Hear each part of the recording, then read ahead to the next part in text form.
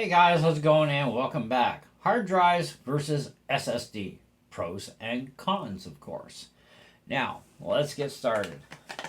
When it comes to this, you've got the laptop style. Now, you can get these in an SSD format as well. No big deal. They are slow, but way faster than a hard drive is, obviously. And then, of course, you've got this behemoth, which is primarily for desktop use, though you can get them where they're already in an external case, or you can buy an external case so that you can use this on your computer via USB. Otherwise, they go internal. As such, do these also go internal. Now, whether you're going old school IDE or the new SATA stuff, right? This is a SATA bus. This is like NVMe type stuff, or SATA NVMe, SATA SSD. Now, this is the NVMe. It's got the M key, and when you have three keys across, you have what's called a SATA SSD, which is also very slow in the same format in comparison to this puppy, which is quite fast, and you can get them even into Express 4 drives that internally can go over 7,000 megabits per second, okay? We now have Express 5 as well out now, but not many of you out there obviously have an Express 5 slot in your computer.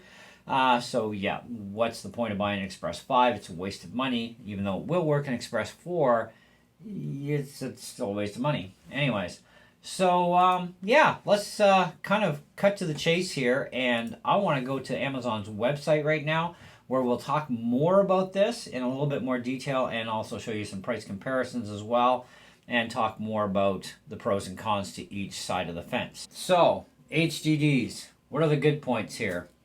More storage, less money. That's a big part. Also, if the motor dies, the main motor, the head motor dies, or the controller board dies, that's repairable and gets you back up and running. Okay? So that's definitely pluses all the way across the board there. And the lifespan is quite long, even on smaller capacity hard drives. I've got an 80 gigger that I showed you guys at the beginning of the video.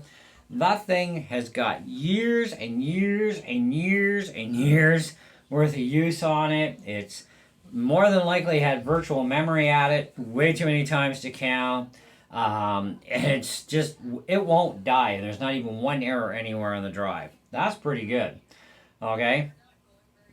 So there are a lot of those plus sides, but there are some negatives too, right? You do require 17 volts, either internal or external use, okay, to power these particular drives. Now, this is in your 3.5-inch platform. In your laptop size, you only need 5 volts, okay? Now, you also run a lot less amperage requirement in hard drives, which is kind of weird. You would think it would use more, but it actually uses far less than SSD, which is amazing, okay? Now, you can buy an external 8 terabyte hard drive, which I show here, for $204. That's pretty good for external storage, already built for you. You know, you don't have to do anything. And the Seagate cases, a lot of them that I am aware of, because I've actually got one kicking around somewhere still, unless I got rid of it, it actually comes apart. I could actually change the drive out and put any size drive I want in it, which is really nice.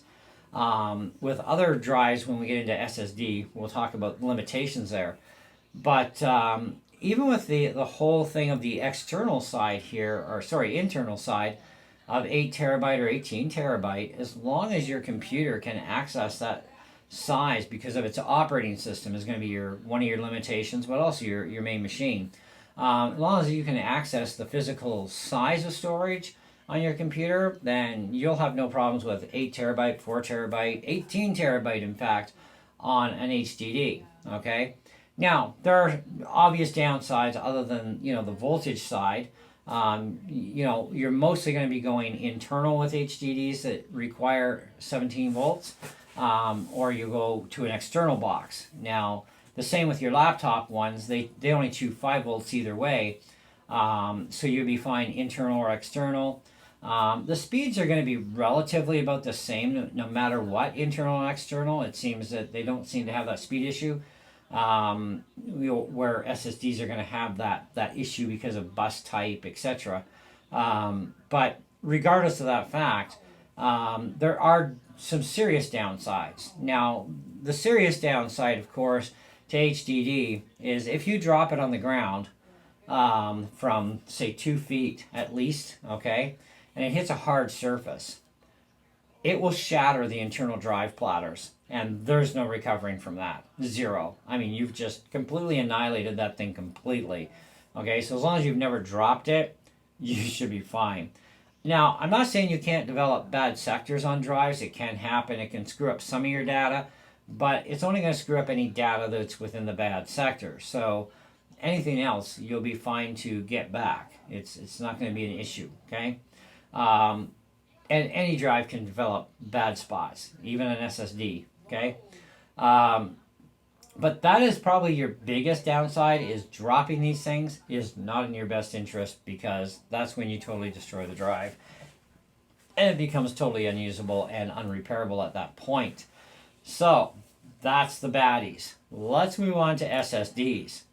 For the same size storage of 8 terabyte, you're going to be looking at around $1,300, $1,000. Could be even more. It kind of depends on the brand of drive you go with, the type of drive you go with. And these are like an NVMe. These are Express 4. But even Express 3 drives. Now, Express 3 can get quite large in size. They can be very expensive. They're not going to be near as fast, obviously, than an Express 4. But to get speeds out of an Express 4 drive, you need an Express 4 slot. Okay?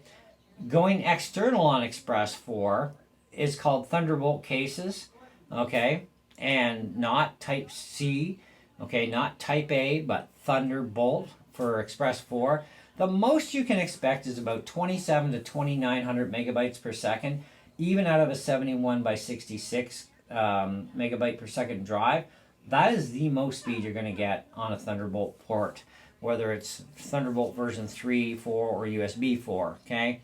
And it must be in a Thunderbolt case in order to achieve said speeds of, just under 3,000 read and write. So internally, though, if you have an Express 4 slot, you'll see very close to, and maybe even exceeding past that 7100 by 66 or 7100 by 7100, whatever it happens to be.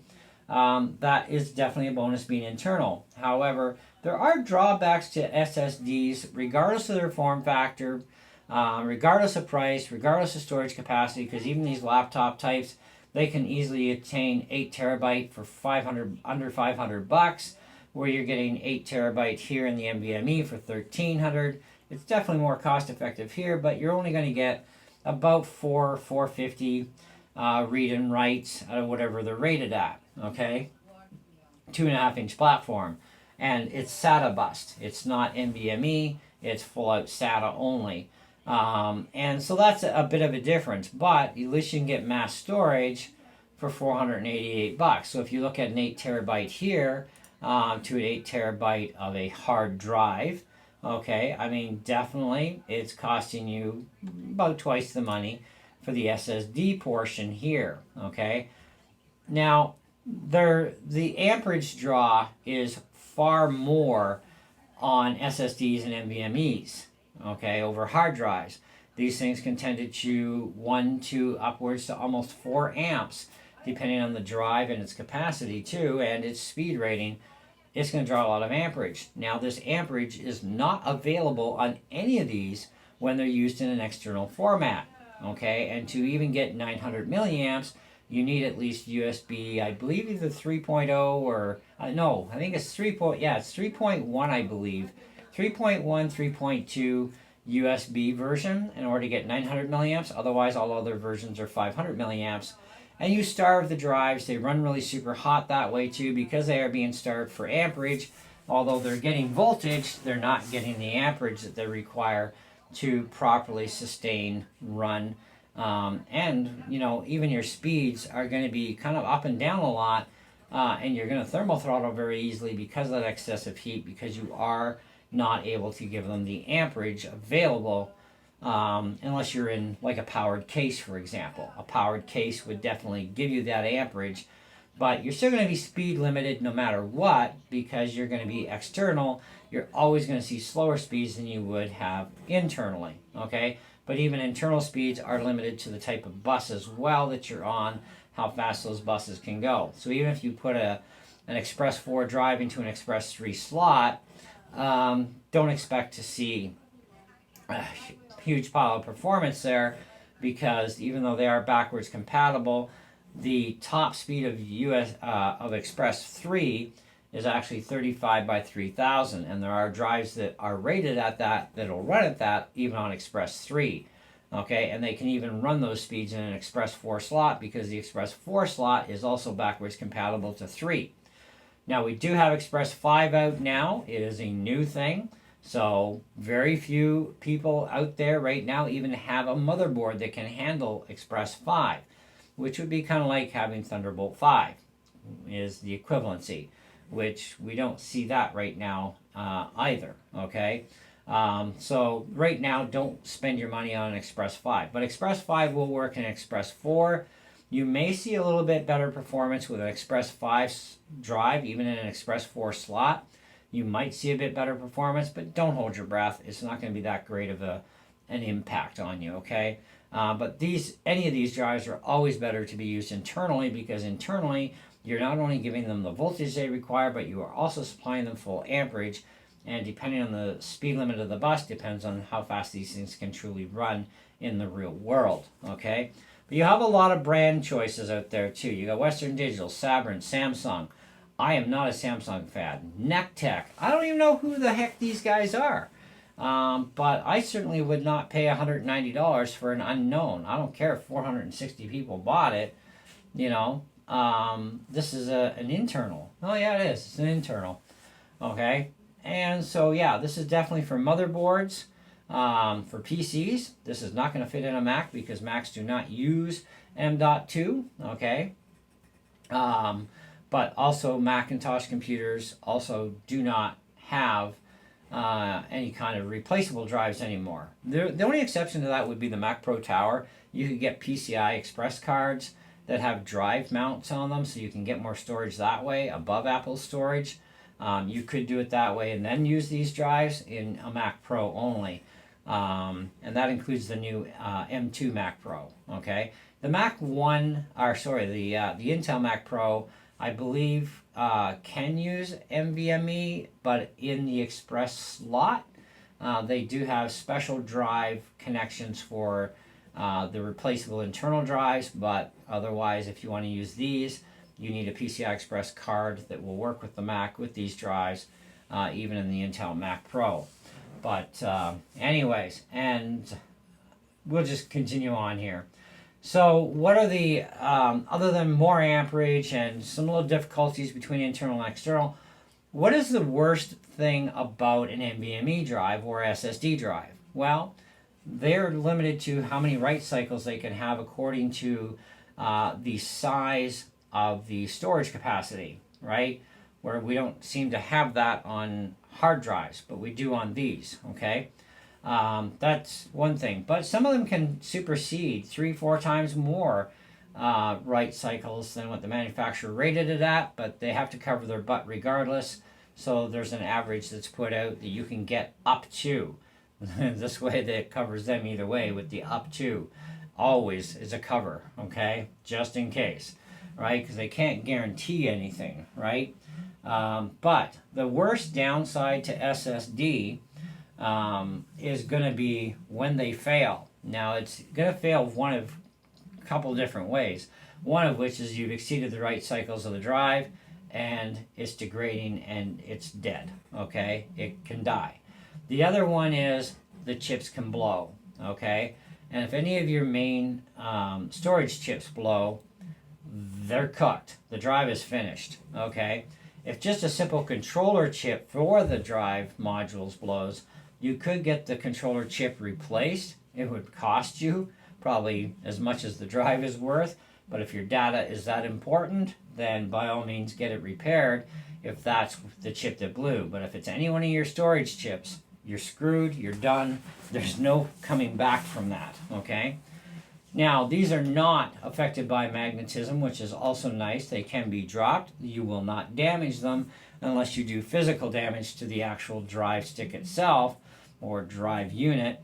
Unless you do damage to that, you can pop them back in, fire them up. I can't tell you how many times I've even dropped an NVMe stick on the floor in here by accident, and the sticks still work absolutely perfect, hassle-free.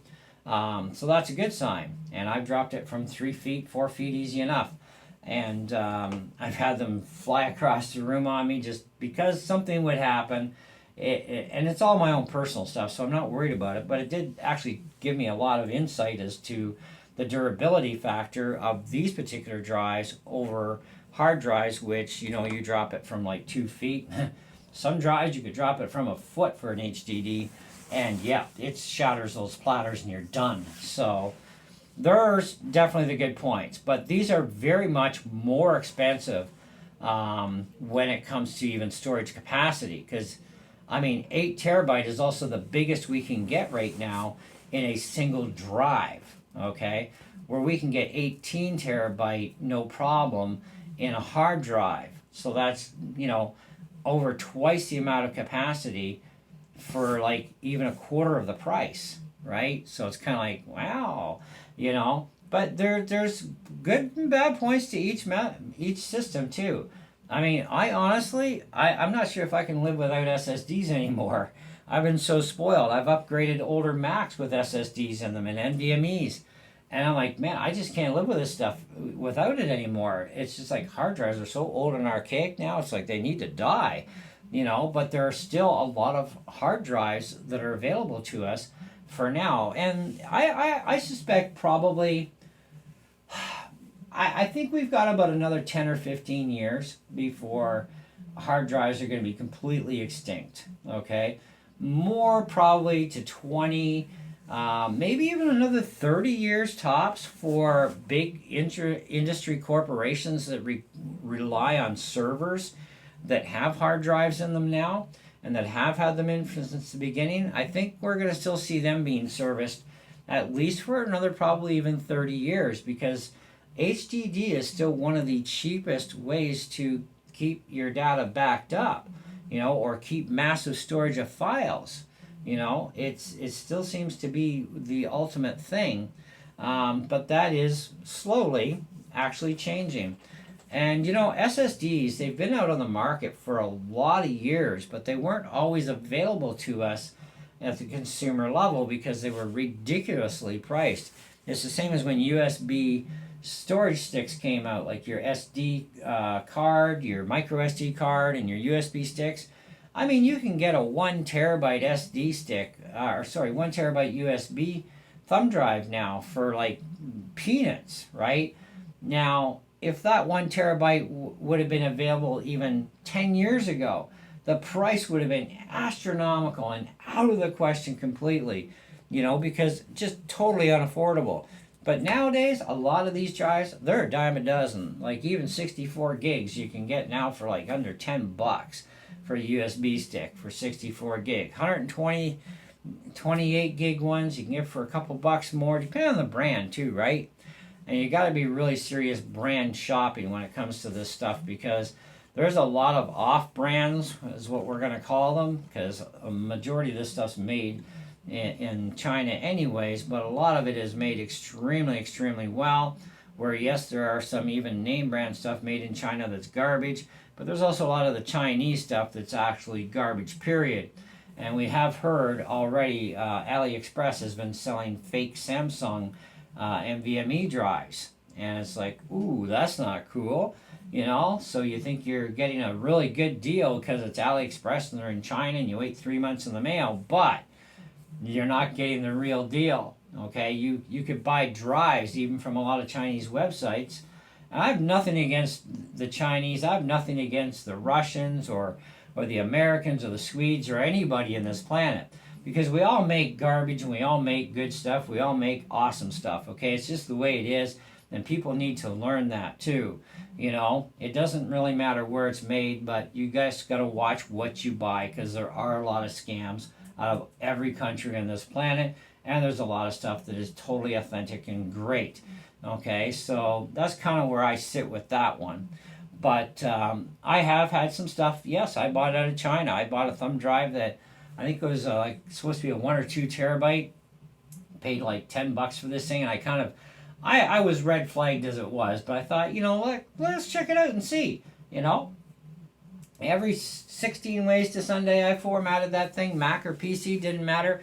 It came out to the same size. I copied a pile of stuff on it, mind you, slow because it's USB, but the information went there. Now, the problem with that, though, is the way it wrote the data to the drive, none of the data was usable. Okay, it was basically faked. So it's kind of like, well, you got to kind of figure, it's going to be, and we didn't even have, I think, 1 terabyte sticks out at that time, except I think from Kingston, and it was a ridiculous price at the time. But at least Kingston would have been authentic and real, where this thing from wish.com definitely as fake as it gets. So yeah, we do see a lot of fake stuff coming out, and that's a given. So you got to kind of really investigate even the stores you buy from on Amazon. Like if we go to Crucial real quick here, yeah, that's from the Crucial store. Visit the store. This is likely, yep, this is the real deal. Seems to be anyway. So you take your chances and see what happens. 8 terabyte. Okay, that's the biggest from this model of Barracuda that we can expect to get is an 8 terabyte, but we can also get 18 terabyte as well. 18 terabyte is not out of the question, and we don't see any of them on this page. No, so let's see. Let's just do an 18 terabyte search. 18 terabyte Iron Wolf, Red Pro. Iron Wolf here, Iron Wolf Pro, Exhaust. Now these have different purposes too for these drives, so make sure you read up on the different type of drive that it actually is to find out if this is going to work with your computer. But 439, 303, we got to look at everything here, all the specifications. Is it going to work for us? Is your computer going to be able to read it too? Windows had, well, not so much anymore with Windows 10 and 11, but previous OSs to Windows 10 had limitations on how much of a drive they could access, and then have to split it into partitions to be able to use the drive. Now everything can be done all in one chunk, which is nice. So whether it's Mac or PC, and even Apple at one time, they had a limit that they could address, and even PCs now today, even laptops have limits that they can access from the drive itself, regardless of the processor or whatever. It's a motherboard limitation that can happen, where you can't put more than a 2 or a 4 terabyte drive inside because it can't access anything bigger for some reason. I don't know. But then other computers, you have no problem. And desktops, you definitely should not see too many limitations there as far as how big of a drive it can access. For storage capacity, RAM capacities still have that too, where our computers are all limited by how much RAM they can access, regardless of what version of Windows you're running. It's more the processor that puts you into that limitation as well. But either way, we got pluses and minuses to both.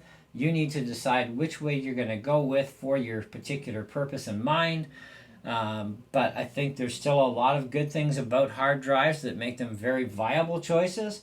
But at the same time, I think that on the other side of the fence, the SSDs have some good viable choices too. And so stay tuned for the next video. We're going to talk about RAID drives, what a RAID drive is, and some basics behind it so that it's all layman's term for everybody to understand about what a RAID drive is about. And how you can go about doing this sort of thing too. That gives you a lot of storage possibilities, far beyond. Anyways, thanks so much for watching, and we'll catch you on the next video, okay? See ya.